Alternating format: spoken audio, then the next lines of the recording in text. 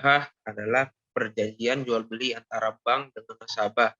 Praktik transaksi yang memungkinkan bagi nasabah untuk menyelesaikan masalah finansial jika kesulitan membeli suatu barang. Dalam kasus ini, syariah membeli barang yang diperlukan nasabah, kemudian menjualnya kepada nasabah yang bersangkutan sebesar harga perolehan ditambah dengan margin keuntungan yang disepakati antara bank syariah dan nasabah. Salah satu contoh penerapan murabahah di bank terdapat dalam produk pembiayaan KPR. Dalam murabahah, harga dan keuntungan disepakati antara penjual dan pembeli. Jenis dan jumlah barang dijelaskan dengan rinci. Barang yang dijual oleh bank kepada nasabah harus sudah dimiliki langsung oleh pihak bank. Kemudian barang diserahkan setelah akad jual beli dan pembayaran bisa dilakukan secara mengangsur atau cicilan sekaligus. Risiko yang harus diambil bank untuk melakukan akad murabahah. Yang pertama adalah risiko terkait dengan barang. Bank syariah membeli barang yang diminta atau dipesan oleh nasabah.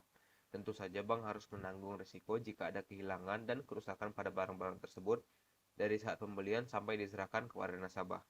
Dengan akad murabahah, bank wajib menyerahkan barang dalam kondisi baik kepada nasabah, dan nasabah mempunyai hak untuk menolak barang-barang yang apabila mengalami kerusakan, kurang jumlahnya, dan tidak sesuai dengan spesifikasi dan kualifikasinya. Yang kedua adalah risiko terkait dengan nasabah dan pembayarannya. Risiko selanjutnya adalah adanya penolakan dari nasabah atas barang tersebut. Sehingga untuk menghindari risiko tersebut, solusinya adalah dengan mewajibkan nasabah untuk melakukan pembayaran uang muka dan dengan jaminan. Tak hanya itu saja, risiko yang lain adalah risiko tidak terbayar penuh seperti yang telah dijadwalkan dalam surat perjanjian atau kontrak. Untuk mengatasinya, pihak bank syariah membuat perjanjian tertulis, meminta jaminan pihak ketiga, dan ketentuan tersendiri dari kontrak yang menyatakan bahwa semua hasil yang dijual kepada pihak ketiga dengan tunai maupun tidak tunai harus ditaruh di bank sampai apa yang menjadi hak bank dibayar sepenuhnya.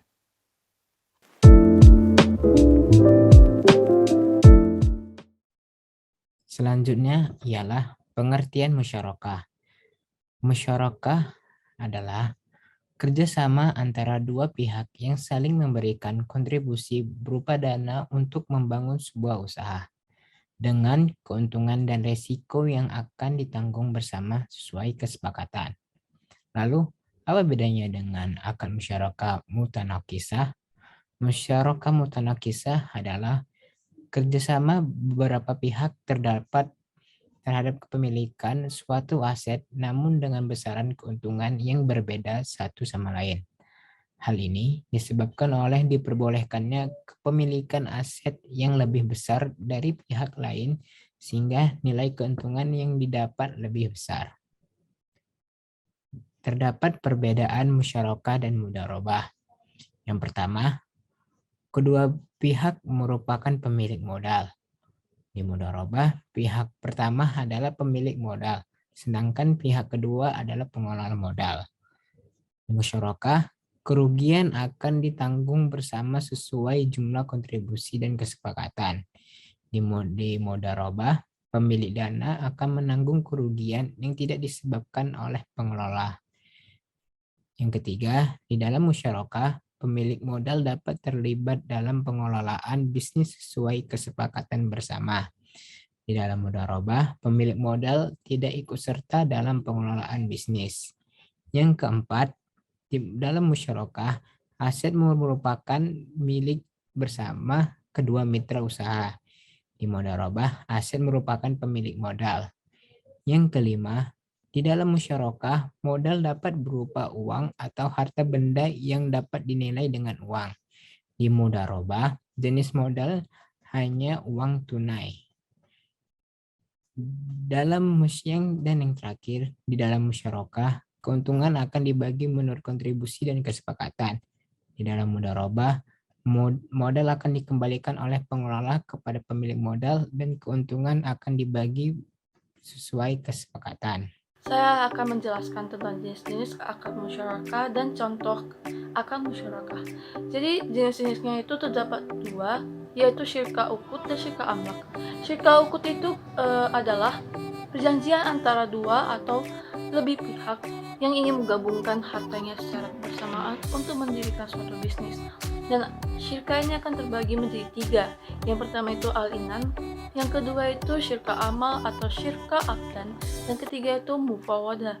Dan kita akan masuk yang kedua itu adalah syirka amlak. Syirka amlak ini bukan terjadi karena akad, tapi gara-gara adanya kehendak untuk menggabungkan harta mereka secara bersamaan. Jadi syirka ini terbagi menjadi 2 lagi, yaitu syirka itibariyah dan yang kedua itu syirka isbari. Jadi contoh akad musyarakah itu bisa kita lihat dari pembiayaan KPR oleh bank syariah.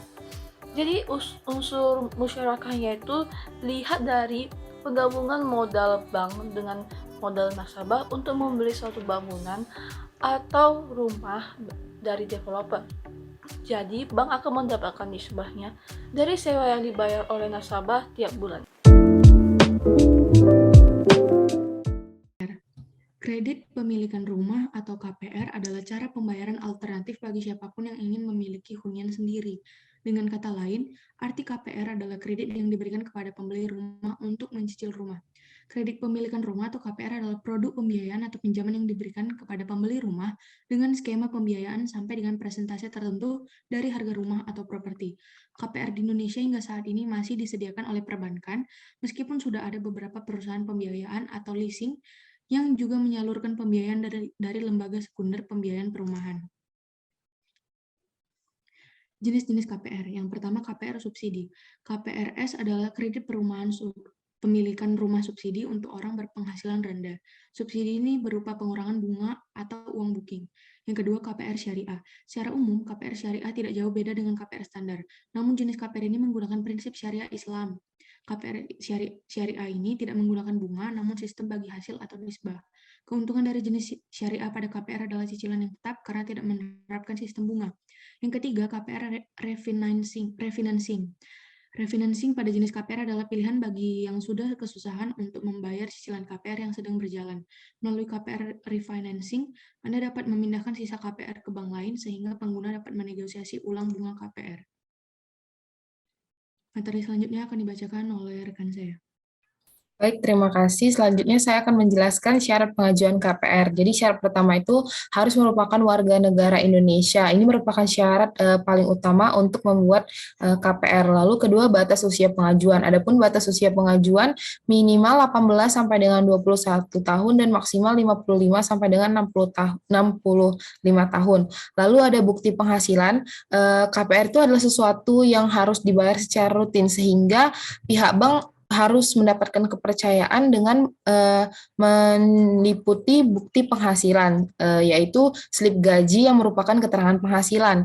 Lalu ada asuransi.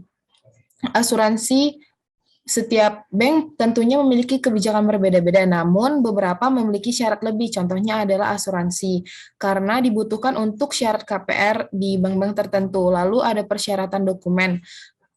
Biasanya persyaratan dokumen yang dibutuhkan yaitu KTP, kartu keluarga, keterangan penghasilan ataupun slip gaji, akta nikah, NPWP, salinan IMB, akta pembayaran hak tanggungan atau APHT, dan salinan sertifikat. Lalu kita masuk kepada manfaat KPR. Apa saja manfaat dari KPR ini? Yang pertama, legalitas itu terjamin karena secara hukum KPR sudah teratur dalam perjanjian yang telah diatur dalam undang-undang. Jika kita mengajukan kredit untuk membeli rumah, maka pada kasus ini KPR adalah jaminannya sehingga tidak perlu khawatir kalau misalnya tidak absah dari kepemilikan rumah. Lalu cukup membayar uang muka di awal. Cicilan KPR adalah salah satu cara agar dapat membeli rumah tanpa membayar penuh harga rumah. Jadi cukup dengan membayar uang muka yang telah disepakati, kita sudah bisa mendapatkan rumah yang diinginkan sesuai dengan syarat dalam KPR. Lalu yang ketiga, manfaatnya adalah jangka waktunya panjang. Dengan KPR kita bisa menyelesaikan angsuran dengan kenaikan peningkatan. Melihat hal tersebut dapat dikatakan KPR ini merupakan investasi yang baik karena memiliki jangka waktu pelunasan yang cukup panjang. Sekian yang dapat saya jelaskan, selanjutnya akan dijelaskan teman saya. Terima kasih.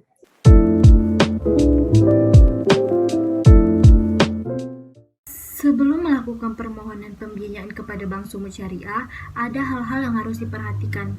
Yang pertama, kita harus melampirkan identitas pribadi, legalitas usaha, dan legalitas agunan. Untuk legalitas pribadi berupa fotokopi KTP, fotokopi buku nikah, fotokopi kartu keluarga, pas foto terbaru ukuran 3x4, dan company profile. Lalu, ada legalitas usaha, surat asli keterangan usaha atau surat keterangan penghasilan. Dan berikutnya yang terakhir yaitu ada legalitas agunan. Yang pertama, fotokopi surat pemilikan agunan, yang kedua, fotokopi PBB tahun terakhir. Tidak hanya di situ saja, sebelum melakukan permohonan pembiayaan kepada Bank Sumut Syariah, ada catatan-catatan yang perlu diperhatikan, seperti gambar di samping. Bisa dilihat, ada biaya administrasi yang dibebankan berdasarkan plafon. Untuk 0-50 juta itu sebesar 1,75%, sedangkan 51 juta sampai 500 juta itu 1,50%, lebih dari 500 juta sebesar 1,25%. Berikut adalah persyaratan permohonan pembiayaan Bank Sumut Syariah.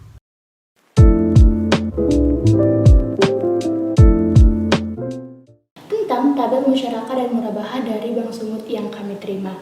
Untuk kolom pertama adalah plafon. Plafon menggambarkan jumlah atau nilai uang yang dapat diambil dan dipinjam nasabah. Jika kita lihat dari tabel, pinjaman dimulai dari 50 juta sampai 5 miliar rupiah. Kemudian untuk kolom berikutnya yang menunjukkan angka 12, 24, 36, 48, sampai 60 bulan menunjukkan durasi pengangsuran yang dapat dilakukan oleh nasabah atau peminjam. 12 bulan berarti 1 tahun sampai 60 bulan yang berarti 5 tahun. Jika kita lihat dari tabel, jika peminjam meminjam 50 juta dengan durasi pengangsuran 12 bulan atau 1 tahun, maka biaya pokok yang dapat dibayarkan oleh nasabah adalah Rp4.166.666 tanpa ditambah oleh margin sebelumnya. Nah, untuk info marginnya sendiri merupakan wewenang dari pihak marketing Bank Sumut Syariah yang tidak dapat disebarkan secara umum. Tapi kita bisa melihat dan menilai biaya marginnya jika menghitung biaya selisih yang ada pada tabel dengan biaya pokoknya. Contoh, jika nasabah meminjam 100 juta dengan durasi pengangsuran 24 bulan atau 2 tahun, maka biaya pokoknya adalah Rp4.166.666. Tapi di tabel menunjukkan Rp4.801.288. Maka nilai marginnya adalah selisihnya yaitu Rp634.622. Berikut penjelasan umum yang dapat saya jelaskan tentang tabel musyarakah dan murabahah dari Bank Sumut Syariah.